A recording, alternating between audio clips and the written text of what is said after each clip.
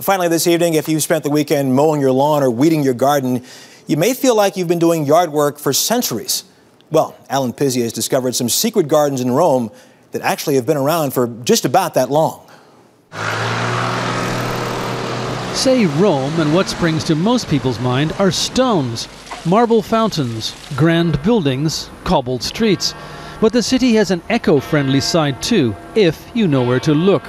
Rome is one of the lushest cities in all of Europe. Landscape gardens up until the Renaissance were all behind walls.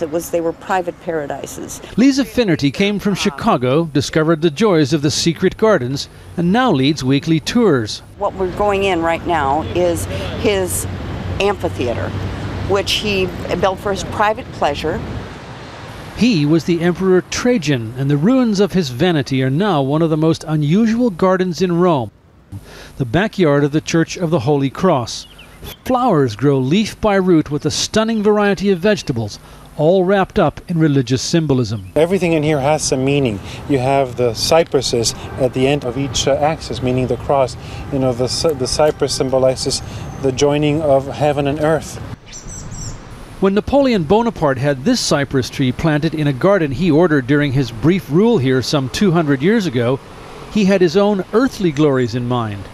Today, the garden houses an impressive collection of orchids and what are called carnivorous plants. Usually it's flies or blood-sucking insects. But if you don't need a private tour, this public garden, nestled below the Palatine Hill, sums up Shakespeare's phrase, "A rose by any other name." There are 1,200 varieties here. It's the first stop in the World Rose Contest circuit. Of the 5 awards, this won 3 prizes. And there are more than flower prizes to be won here. Chris Callan came from England with a girl, a bottle of champagne, and a plan. We got here about an hour ago, and I asked this beautiful lady to marry me. I was joking, but you did. Well, congratulations. One assumes with a smile she said yes. Indeed.